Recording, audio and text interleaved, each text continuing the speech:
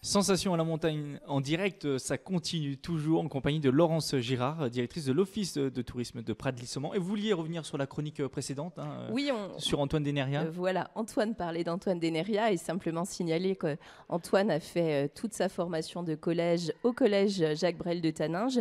C'est un des collèges sport de Haute-Savoie. Et pour tous les enfants, tous les jeunes qui passent par ces classes sport, Antoine est leur idole. Et en plus, il est très sympa. Le message est passé. Alors tout à l'heure, on a évoqué tout un tas d'activités que l'on peut faire, principalement ici à 1500 mètres. Mais si on descend un peu, on arrive à Mieuxy et à Taninges, des villes où les activités touristiques et les richesses architecturales sont nombreuses. Et il y a forcément des choses que l'on ne doit pas rater quand on vient ici. Vous avez un top 3, un topo à faire rapidement, des activités des lieux à ne pas louper quand on vient ici? Alors effectivement, dans la vallée, à Taninges et à Mieuxy, je dirais qu'on ne doit absolument pas rater la Chartreuse de Mélan. Très bel exemple de gothique et d'art renaissance en vallée du Gifre. Visiter aussi le carillon de Taninges, l'un des plus grands de la région Rhône-Alpes, avec 40 cloches. Et côté Mieuxy, à ne pas rater, c'est Crocalpes, c'est la maison du goût. On y découvre l'agriculture de montagne et on y découvre surtout les très bons fromages, le reblochon de Mieuxy et la tome de Mieuxy. À Taninges, il y a un lieu récent qui vient d'ouvrir, c'est la Maison du Patrimoine. À travers ce lieu, on découvre l'histoire de ce village, on découvre notamment les métiers qui ont fait sa réputation. Effectivement, la Maison du Patrimoine a vu le jour en juillet dernier et en fait, c'est une représentation de différentes échoppes et une représentation de l'artisanat local, notamment les salaisons. Puisqu'il y a une origine importante de fabrication de salaisons à Taninges, également les métiers du bois et d'autres métiers d'artisanat comme tout ce qui est autour des métiers des forgerons et de fabrication d'outils. C'est une sortie à faire en famille, parce que je crois qu'il y a des tablettes et on a aussi des films, donc ça doit intéresser les enfants. Voilà, c'est très ludique, il y a des tablettes, il y a des films, un petit peu comme Crocalpes, comme la Maison du Goût, avec des espaces 3D et puis des bornes tactiles, donc à faire en famille. Pour plus d'informations sur la Maison du Patrimoine, vous pouvez consulter le site internet www.pradly-saumon.com ou appeler directement le 04 50 89 46 21.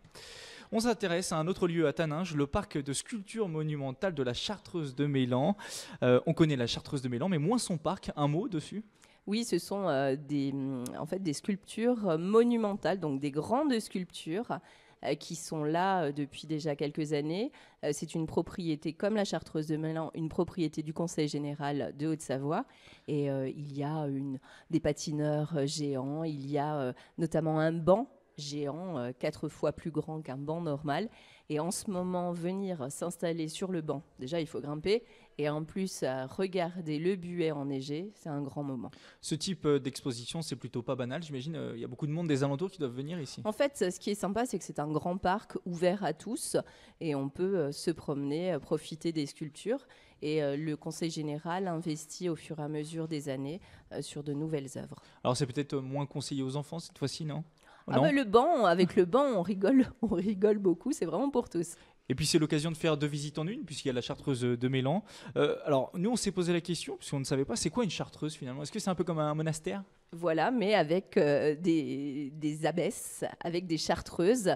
Donc c'est la même origine que la Grande Chartreuse ou que la Chartreuse du Reposoir à proximité de nous. Et donc c'était un lieu où il y avait à la fois des abbesses, mais il y avait également des moines. Et donc cette chartreuse, elle existe depuis plus de 700 ans.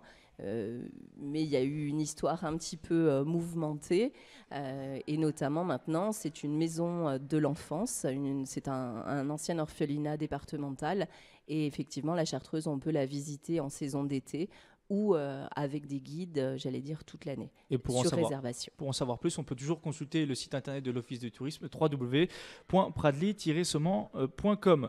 Pour finir, un mot sur les événements organisés aujourd'hui par l'Office de tourisme. On a 2 concerts, un à Taninges et un à l'église de Taninges et un au Carillon de Taninges, donc 2 à Taninges. Voilà, je crois que le premier c'est à 16h. Exactement, à 16h. C'est au Carillon de Taninges, donc c'est une audition et la présence d'une carillonneuse, je crois, américaine. Donc il faut déjà monter dans le clocher. Alors le petit conseil pour tous, c'est d'aller à l'arrière de l'église pour pouvoir trouver le clocher. Et puis ensuite, à 17h, c'est un concert de chœurs, de plusieurs chœurs de la région, et notamment le chœur de Samoin et un petit chœur local dans l'église de Taninges. Merci Laurence Girard d'avoir été avec nous. Vous êtes la directrice de l'Office de tourisme de Pradlis au Menton.